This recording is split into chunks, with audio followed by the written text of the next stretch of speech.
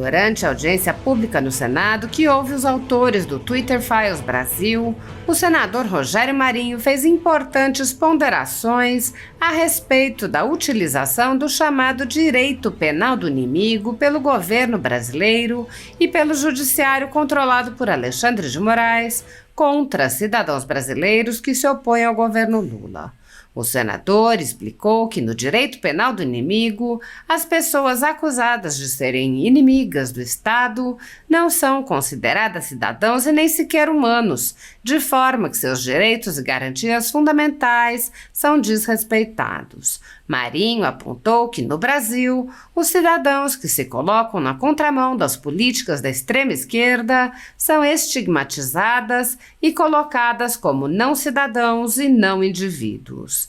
Ao questionar os jornalistas, o senador levantou questões importantes, rebatendo, por exemplo, a alegação de interferência externa. O senador enfatizou que os jornalistas mostraram a participação do FBI em seminários internos no TSE desde 2017. O senador também questionou os jornalistas sobre as revelações envolvendo o comunicador Felipe Neto, ao que os jornalistas confirmaram que certas personalidades da extrema esquerda tinham privilégios especiais e aconselhavam o Twitter, pedindo a censura de adversários políticos e também de concorrentes. Rogério Marinho questionou se os pedidos feitos pelo judiciário, mencionados no Twitter Files, eram realmente decisões judiciais ou se eram pedidos extraoficiais, ao que os jornalistas afirmaram que havia ordens informais à margem do devido processo legal. O senador questionou: como se explica que a grande mídia defenda essa institucionalização de controle da imprensa, da mídia e da opinião? Qual o sentido da mídia defender uma intervenção na sua própria liberdade de expressão? O jornalista Michael Schellenberger respondeu: os jornalistas mudaram. No passado, eram mais da classe trabalhadora, investigativos. Eram pessoas que discordavam muito. Depois, o jornalismo virou uma profissão de elites. Ele relatou que as demandas por censura vêm, em especial, dos jornalistas da velha imprensa e explicou que se trata de uma guerra econômica. Schellenberger explicou: os meios de comunicação estão perdendo audiência, perdendo patrocínio. O jornalista explicou que, além do motivo econômico, há também a mentalidade das elites que acreditam ter o poder para decidir o que o povo pode ou não ouvir e saber. Rogério Marinho resumiu o problema: perderam o monopólio da informação e não estão confortáveis. O senador rebateu a frase de Humberto Eco, repetida por Alexandre de Moraes, de que a internet teria dado voz aos imbecis, apontando: a internet deu voz à população, que passou a poder questionar aqueles que se achavam acima do bem e do mal. As investigações do TSE em 2017, mencionadas pelo jornalista David Agape, já incluíam a Folha Política e foram iniciadas a partir de mentiras, que incluíam uma suposta lista da USP, que envolvia grupo coordenado por um suposto especialista que era utilizado como consultor frequente de uma grande rede de comunicação da velha imprensa. Desde então, a perseguição apenas se acirrou continuamente. A Folha Política foi alvo de um inquérito onde todos os seus equipamentos foram apreendidos a mando do ministro Alexandre de Moraes. O inquérito foi arquivado por falta de indícios de qualquer crime. Os inquéritos políticos conduzidos em cortes superiores são alimentados por parlamentares de extrema esquerda e veículos da velha imprensa que têm interesse no feito e cuja palavra é admitida como verdade, sem qualquer questionamento. A renda da Folha Política está sendo confiscada a mando do ministro Luiz Felipe Salomão, ex-corregedor do Tribunal Superior Eleitoral, com o apoio dos ministros do STF Luiz Roberto Barroso, Alexandre de Moraes e Edson Fachin. A decisão não discrimina quais conteúdos podem ter ofendido o senhor corregedor e confisca a totalidade da renda de sites e perfis conservadores. Toda a renda de mais de 20 meses do trabalho de jornais, sites e canais conservadores vem sendo retida sem qualquer previsão legal.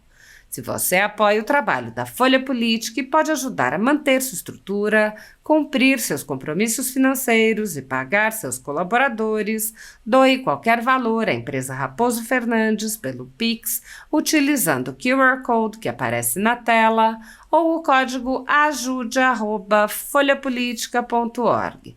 Caso prefira, há a opção de transferência bancária para a conta da empresa Raposo Fernandes, disponível na descrição deste vídeo e no comentário fixado no topo. Há mais de 10 anos, a Folha Política vem mostrando o funcionamento da política brasileira e dando voz a pessoas que o cartel midiático quer calar. Pix ajude@folhapolitica.org. Assista. Tradutor bíblico aí. Agape é amor, né? Amor filéu, amor, a Bíblia. Amor verdadeiro. Verdadeiro. Olha. Agape é a palavra amor. Cumprimentar o senhor Michael Schellenberg, né, que é o nosso outro convidado. E fazer aqui uma breve contextualização de fazer as perguntas e dizer aos senhores o seguinte, que é realmente muito impactante ouvi-los. Primeiro pelo fato do David estar ligando os pontos, né, do que acontece e que nós temos isso picotado, né, fragmentado, né? Então esse quebra-cabeça armado mostra a dimensão do perigo que nós estamos expostos, né, e as instituições silentes. A primeira coisa que me vem à cabeça é que o silêncio das instituições, e falo especificamente da nossa, que é o Legislativo, não é uma questão monolítica, ou seja, não é um silêncio de toda a instituição, mas da maioria dela, principalmente do seu corpo dirigente.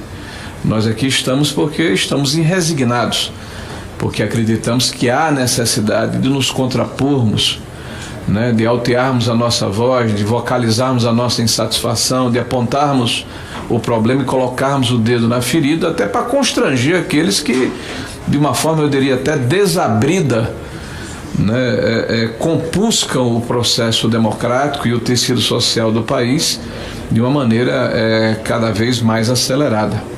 Então, dizer da nossa perplexidade em assistir aqui a esse enredo anunciado aí, esses pontos linkados. Quando se fala dessa distopia overliana, né, do Ministério da Verdade, eu tive a oportunidade, inclusive, de, até para testar, né, de ingressar com 2 ações, 2 requerimentos, junto ao Ministério da Verdade e da Advocacia Geral da União, denunciando inverdades ou desinformações proferidas pelo Presidente da República. Eu não tive sequer resposta, né? Mas, acreditando no governo, né, eu vou fazer isso agora toda semana. Então, toda vez que o presidente Lula desinformar, eu vou utilizar aqui o meu dever e o meu direito de cidadão e questionar a essa entidade para que ela tome providência, o presidente e os seus ministros, né? Existe no direito, aqui eu estou cercado aqui por 2 advogados, né, importantes advogados, uma tese que foi publicizada, eu chamo a atenção aí do senhor Schellenberg, que está dizendo que é novo na questão do direito de opinião, em 1985, chamada Teoria do Direito Penal do Inimigo, feito por um cidadão chamado Günther Jacob, um alemão. E a Alemanha tem uma espécie de culpa atávica histórica em função, né, do nazismo que foi implementado lá no seu território. E o que é que ele diz em tese? E aí eu chamo a atenção dos senhores, porque me parece que nós estamos avançando celeremente nessa direção. O direito penal do inimigo é atribuído ao inimigo e não ao cidadão. Olha a distinção. Se você é inimigo do Estado, você não é cidadão. Logo, o inimigo, por não agir como cidadão, não devem ser encarados sequer como ser humano, mas como mero indivíduo, pois se insere em uma categoria de inimigo da própria humanidade em si. Para Jacobs, o inimigo é aquele que desafia as convenções da sociedade, como estabelecidas, e dessa forma ameaça a estrutura estatal, buscando a sua destruição. E por não respeitar os regramentos próprios do Estado democrático, esse indivíduo não faz jus aos direitos e garantias fundamentais aplicáveis aos cidadãos. Essa é uma tese respeitável do importante jurista alemão, que permeia toda essa engenharia social que está sendo implementada de caráter global em diversos países do mundo. Então, se um grupo de indivíduos, de cidadãos, estão na contramão das políticas identitárias, o Schellenberg falou do cultura woke, né? Então, se pessoas defendem, por exemplo, o respeito à família, a vida desde a concepção, são contra a liberação das drogas, querem que a maioridade penal aconteça até os 16 anos, no caso do Brasil, para que os crimes sejam combatidos e não haja impunidade. São a favor do livre empreendedorismo, do mérito, são contra as cotas que dividem a humanidade em segmentos e fazem uma espécie de racismo reverso. Então, essas pessoas que defendem o direito de propriedade são estigmatizadas e colocadas como não cidadãos ou não indivíduos, e como tal são combatidos por esse sistema que se estabeleceu no mundo inteiro. Veja que nós estamos vendo assim pontas de iceberg, né, de países que estão conseguindo aperfeiçoar essas estruturas. A Escócia, por exemplo, está permitindo, através de uma lei, que a residência das pessoas, o lar das pessoas, seja devassado pela polícia, para que essa desinformação possa ser constatada com a invasão, inclusive, de laptops, de telefones, de computadores. A Escócia. A Venezuela já passou em primeira ronda aí uma lei de combate ao fascismo, declarando que o fascismo é crime, mas aí ele começa a dizer o que é o fascismo. Quem defende teorias liberais, quem é conservador nos costumes, quem defende o empreendedorismo, quem é contra o estatismo ou a intervenção estatal de uma forma desabrida.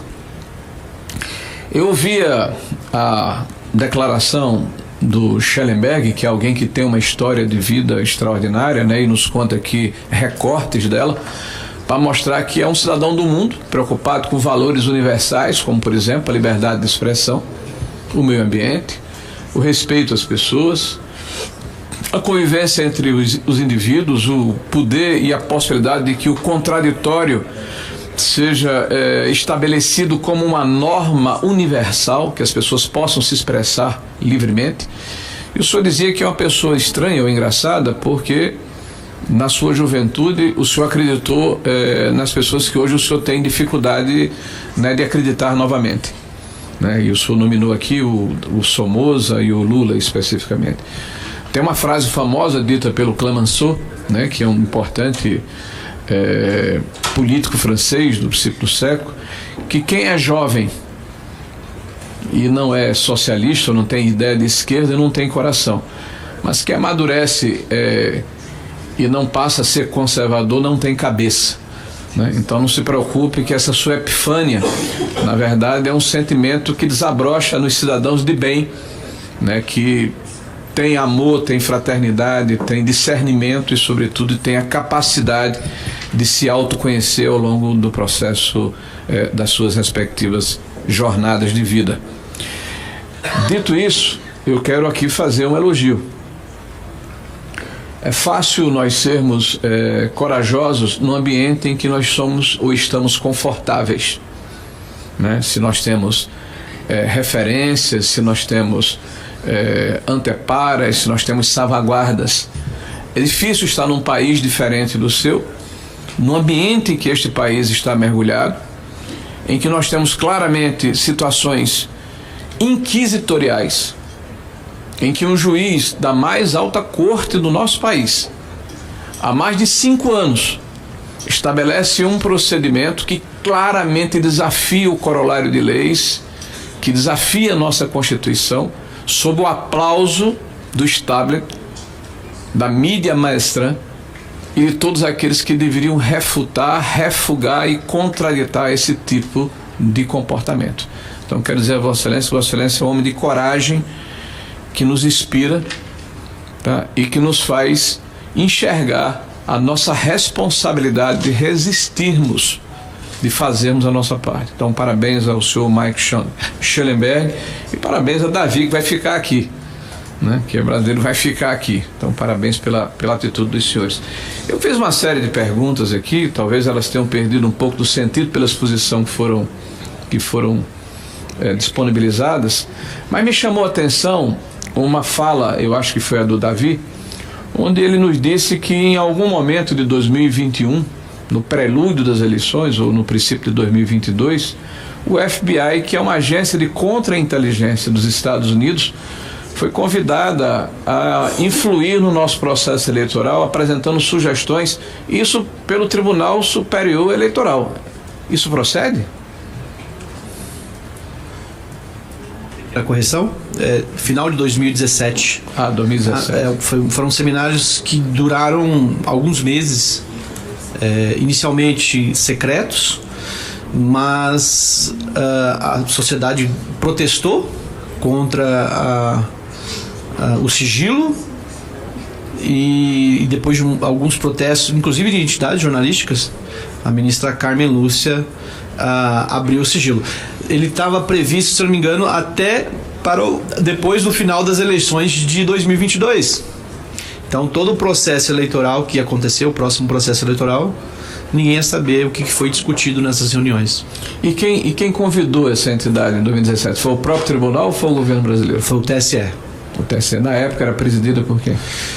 Teve 2 ministros que presidiram durante esse processo. O Fux, que estava no fim do mandato dele no TSE, e o ministro Barroso. Uhum. A pergunta se deve muito mais, além da curiosidade e do inusitado, né, dessa interferência, é muito mais pelo fato de que nesse momento, Sr. Schellenberg, nós estamos vendo aí o governo em uníssono e parte do judiciário reclamando da interferência externa quando, né, um indivíduo, um cidadão, questiona a liberdade de expressão. Ele não veio aqui dentro das nossas instituições para dizer como nós temos que nos comportar. Ele está questionando liberdade de expressão. Bom, uma outra pergunta que eu faria aos senhores, eu vou me dirigir aqui ao Schellenberg, né? Foi dito também aqui que o senhor Felipe Neto, que é um conhecido influencer aqui no nosso Brasil, ele teve um nível de interferência, né, a ponto de ter reuniões com o Twitter, o antigo Twitter, o atual X, né, para definir quem vai ficar ou não na rede, ou propor exclusão de pessoas.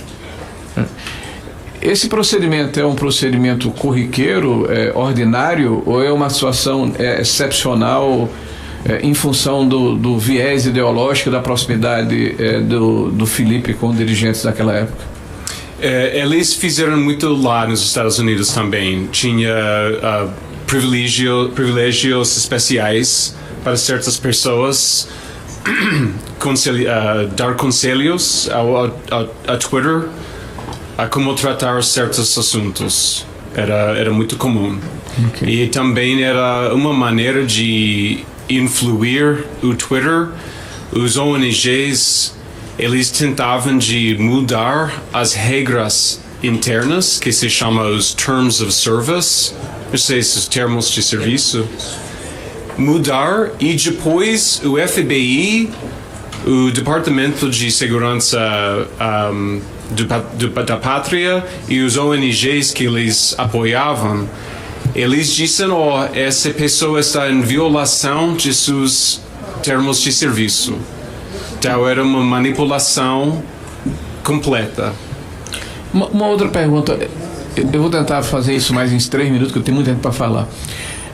Essa questão de leitura de hashtags ou de dados cadastrais, isso eram decisões judiciais, porque me parece que foi dito, eu não sei se foi pelo Elon ou foi o David, de que essas posições eram passadas ao Twitter para que eles dissessem aos usuários que haviam sido impactados que isso era uma política do próprio aplicativo e não uma decisão de um juiz. Vocês têm como algum documento que corrobore essa afirmação ou esse comentário? Muito do que o Musk tem falado agora ainda precisa ser investigado, né? Ele tem feito sérias acusações sobre essa questão de entrega de solicitações extrajudiciais para os tribunais superiores. Então, não seriam decisões jurídicas, mas apenas notificações para a empresa. E isso que ele falou realmente é muito forte, né? Dizer que o Twitter seria obrigado a censurar perfis sem dizer que foi a Suprema Corte, né? Que foi um tribunal que solicitou isso, né? Mas por enquanto isso, vou dizer que é apenas uma denúncia do Elon Musk e que eu acredito que o Brasil tem capacidade de investigar isso. Sim.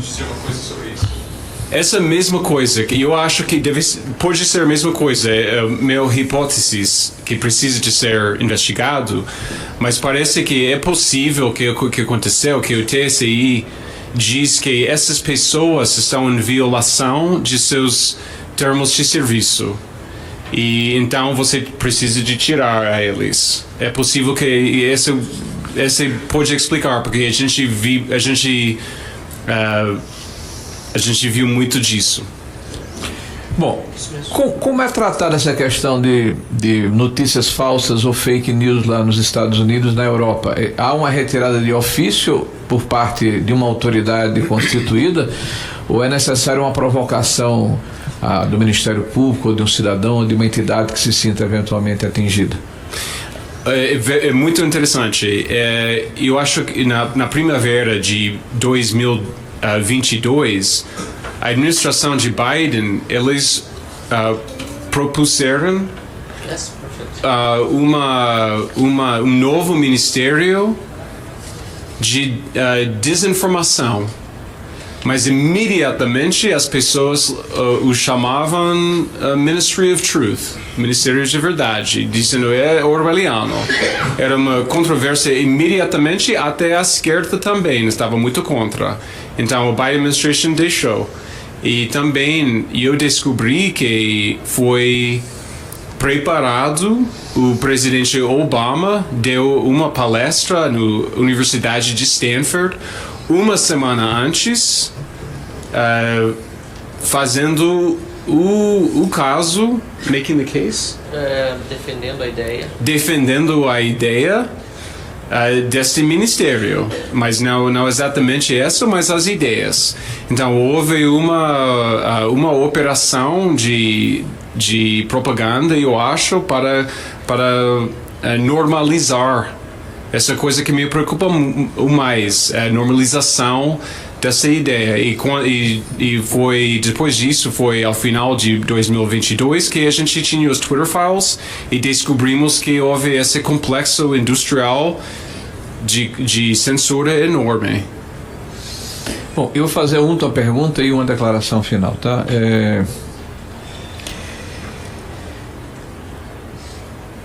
Nós estamos vendo aí claramente que há um processo que está acontecendo no mundo inteiro, esse debate, essa questão de como se trabalha com as novas tecnologias que são em redes sociais. Na sua opinião, Dr. Michael Schellenberg, o senhor que anda o mundo inteiro e está bastante antenado, como se explica que jornalistas da grande mídia ou a grande mídia institucionalizada defenda, como tem defendido no Brasil, pessoas importantes que estão nos grandes meios de comunicação, essa institucionalização de controle da imprensa, da mídia e de opinião das pessoas? Qual é o sentido da grande mídia defender que haja uma intervenção na sua própria liberdade de expressão. É uma coisa incrível, né? Eu acho que a condição primeira era que os jornalistas mudaram. Eles, no passado, eles eram muito mais da classe working class, classe trabalhadora, investigativo. Eles eram muito pessoas que discordavam muito, e depois o jornalismo se virou uma profissão de elites. Essa era uma primeira coisa, eles identificaram mais como os elites. Então, porque a gente vê uma coisa incrível. Uma vez a Casa Branca pediu a Facebook a censurar as pessoas que estavam reclamando para os meninos. E o Casa Branca pediu que Facebook censurar. Os executivos de Facebook disseram à Casa Branca: isso não vai dar certo, porque as pessoas, se a gente sabe de nossas pesquisas, se a gente faz censura, vai aumentar a suspeita.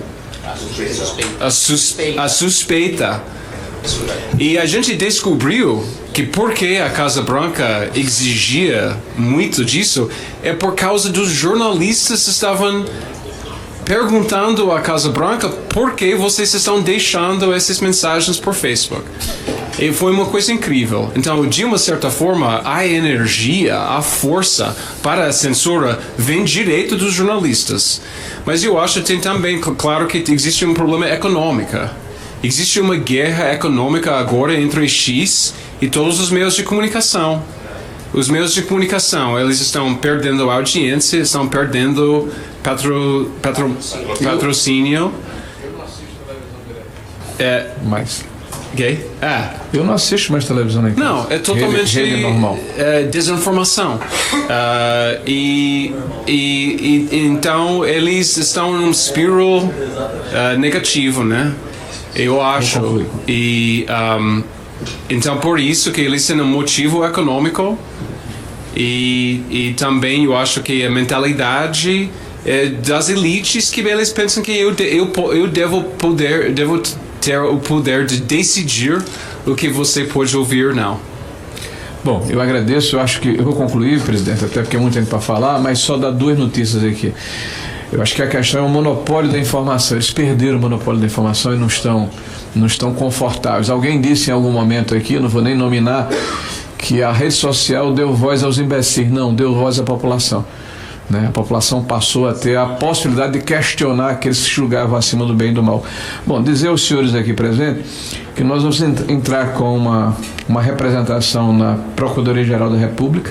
Já tem aqui 18 senadores que assinaram. Eu quero ver se eu entro hoje à tarde, e aguardando aqui também os senhores deputados, né? O Felipe Barros está responsável, para que nós tenhamos aí as coisas colocadas no seu devido lugar.